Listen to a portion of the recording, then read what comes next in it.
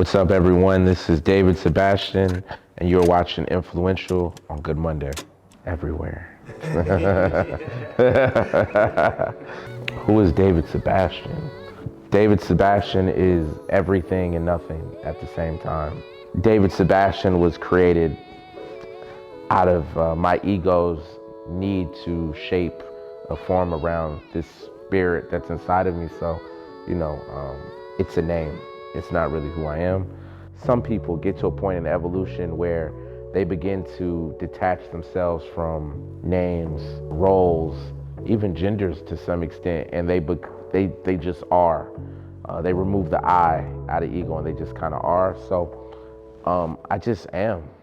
Grew up Los Angeles, problem child, went to 11 middle schools, 14, 15 high schools, couldn't stay in class, hyperactive, couldn't sit me down. Eventually one day I said, fuck school. And I said, fuck school because I was in class, and every time I raised my hand, the teacher would be like, put your hand down. He would send me to the principal's office just for raising my hand to ask questions. And I remember the moment I was in class, I was at my desk, and I said, fuck this. And I just got up and I left.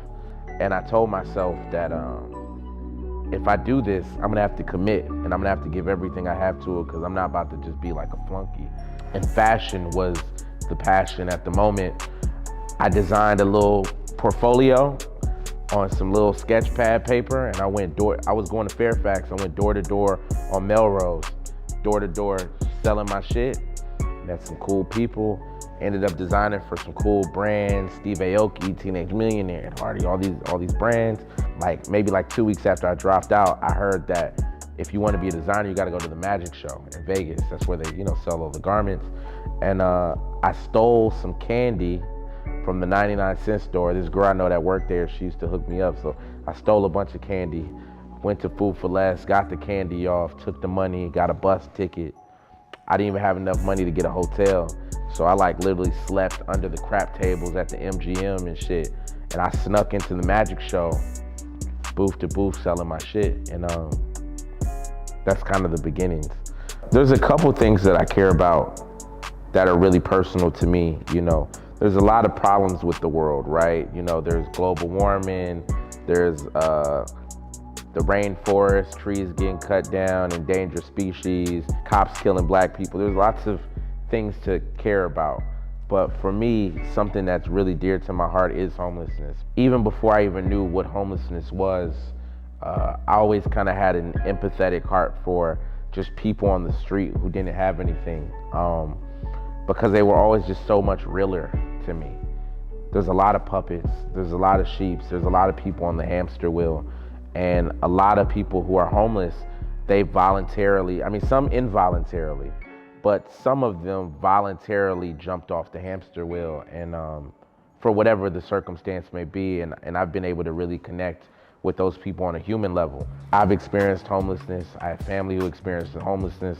On my climb to being who I am today, I've slept in cars, bathrooms, underneath crap tables in hotels, crazy shit. So I just can empathize. My goal was to create a brand that was more focused around impact than actual merchandise. So the clothes are essentially just marketing tools for the impact. The last thing the world needs is another t-shirt.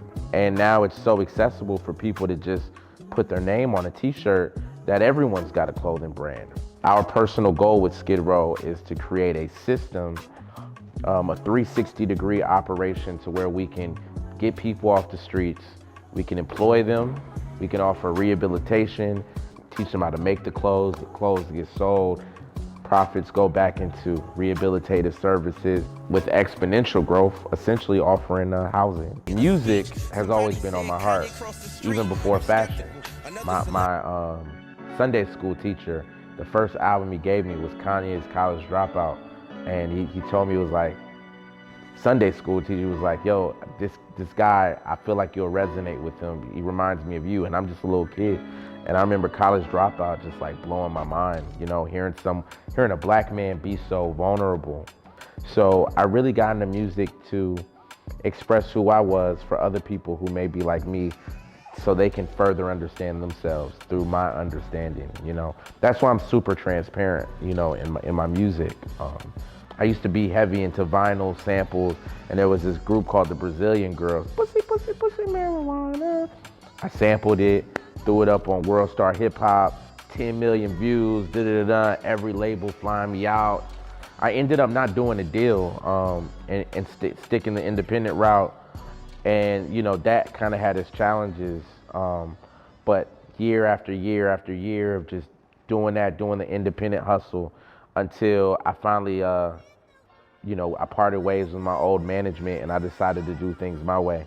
I ended up releasing an album that I created called We Are God. I sold it for $7.77, put it on a website, shot all the videos in my house by myself, pandemic, no one wanted to come out, literally using a sheet as a green screen, fucking taping my iPhone to a scooter. I put it out and it just went crazy, man. Generating thousands and thousands of dollars a day. The most money, it's crazy. Ended up linking with G. Roberson, who is a power manager, managed Kanye, Drake, Wayne, Nicki, fucking Lil Nas X. My number one term was ownership.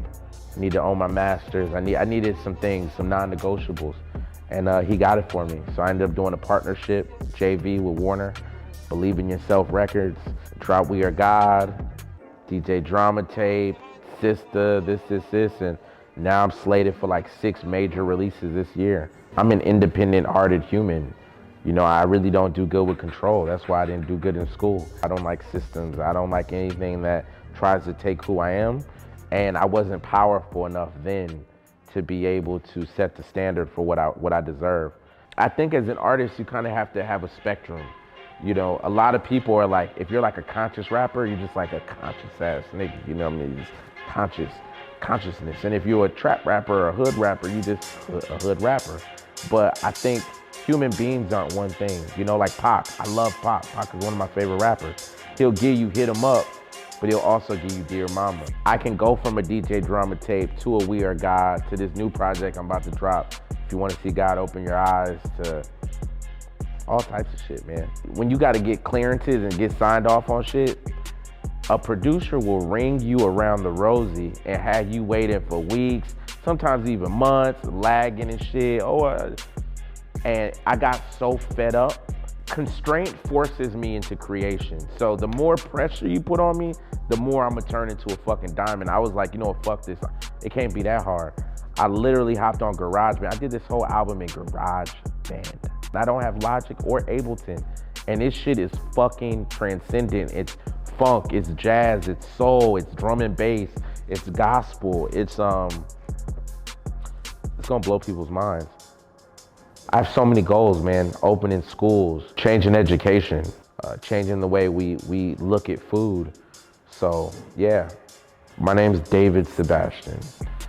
We live in a world where you can really find me anywhere. You can Google me, you can TikTok me, you can Facebook me. You could look up in the stars and find me if you really wanted to. I'm not hard to find. If you like what I said and you really want to know me, you can text me, and that's the easiest way. My number is 310-388-5193.